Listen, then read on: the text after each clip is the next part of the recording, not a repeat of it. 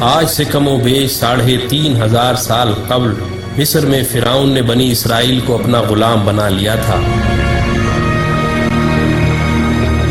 جب حضرت موسیٰ علیہ السلام بنی اسرائیل کو غلامی سے نجات دلوانے کے لیے مصر سے نکلے تو فرعون انتہائی تکبر سے بنی اسرائیل کے تعاقب میں اپنی عظیم فوج کے ساتھ روانہ ہوا، لیکن جب وہ ان کے قریب پہنچا تو اللہ کے حکم سے آسمانی آگ نے اس کا راستہ روک لیا۔ اس وقت حضرت موسیٰ علیہ السلام نے سمندر میں اپنا عصا مارا تو بحر قلزم 2 حصوں میں تقسیم ہو گیا اور لاکھوں کی تعداد میں بنی اسرائیلی سمندر کے درمیان بننے والے اس عظیم راستے سے گزر گئے۔ اور جب فرعون کی فوجوں نے اس خشک راستے سے گزرنا چاہا تو اللہ نے سمندر کو آپس میں ملا کر ان کو غرق کر دیا۔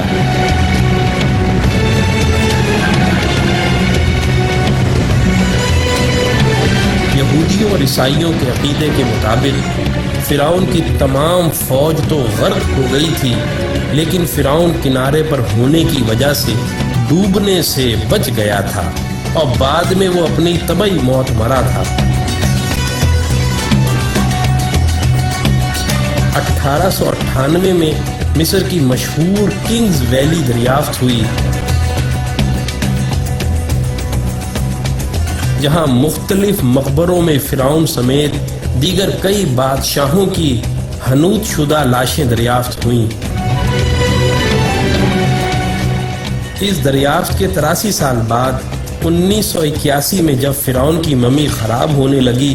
تو اس وقت کی مصری حکومت نے فرانس سے درخواست کی کہ وہ فرعون کی ممی کو نہ صرف خراب ہونے سے محفوظ کرے بلکہ اس کی موت کی اصل وجہ بھی معلوم کرے۔ جب فرعون کی ممی کو ایئرپورٹ پر لایا گیا تو فرانسیسی صدر متران سمیت تمام وزراء، افواج کے کمانڈروں اور فوجی دستوں نے فرعون کی ممی کو اس طرح سلامی دی جیسے ایک عظیم بادشاہ کو دی جاتی ہے۔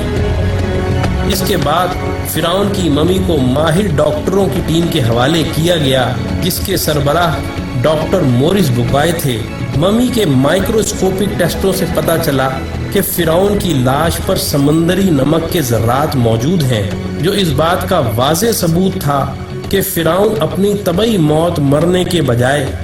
سمندر میں ڈوب کر مرا تھا، جس کے فوراً بعد اس کی لاش کو سمندر سے نکال کر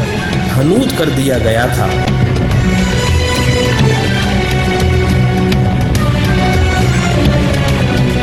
جب ڈاکٹر مورس بوکائے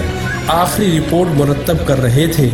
تو ان کو بتایا گیا کہ مسلمانوں کی مقدس کتاب قرآن مجید میں لکھا ہوا ہے کہ اللہ نے فرعون کو غرق کر کے اس کی لاش کو عبرت کے لیے محفوظ کر دیا تھا۔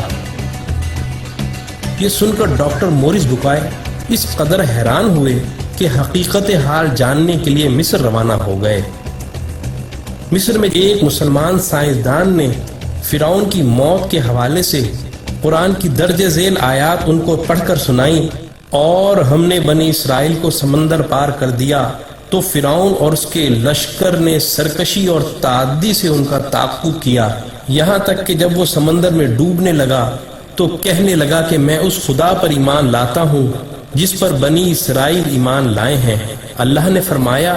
تو اب ایمان لاتا ہے حالانکہ تو پہلے نافرمانی کرتا رہا اور مفسد بنا رہا، تو آج ہم تیرے بدن کو سمندر سے نکال کر محفوظ کر لیں گے تاکہ تو بعد کے لوگوں کے لیے عبرت بن جائے۔ ان آیات کو سن کر انتہائی حیرت کے عالم میں ڈاکٹر مورس بوکائے کہنے لگے، قرآن کا نزول فرعون کی موت کے 2000 سال بعد ہوا، اور اس وقت اور آج تک کوئی فرعون کی ممی کے بارے میں نہیں جانتا تھا، لیکن قرآن نے اس کے بارے میں جو پیشن گوئی کی تھی وہ آج نزول قرآن کے 1400 سال بعد فرانس میں ممی کے مائکروسکوپک ٹیسٹوں سے سچ ثابت ہو گئی ہے۔ تو بھائیو، ایسا قرآن کسی انسان کا کلام تو ہو ہی نہیں سکتا۔ یقیناً یہ اللہ کا کلام ہے۔ یہ کہہ کر انہوں نے بھرے مجمع میں کلمہ پڑھ کر اپنے مسلمان ہونے کا اعلان کیا۔ یہی وہ ڈاکٹر مورس بکائے ہیں جن کی مشہور زمانہ کتاب قرآن، بائبل اور سائنس نے آج پوری دنیا میں تہلکہ مچایا ہوا ہے۔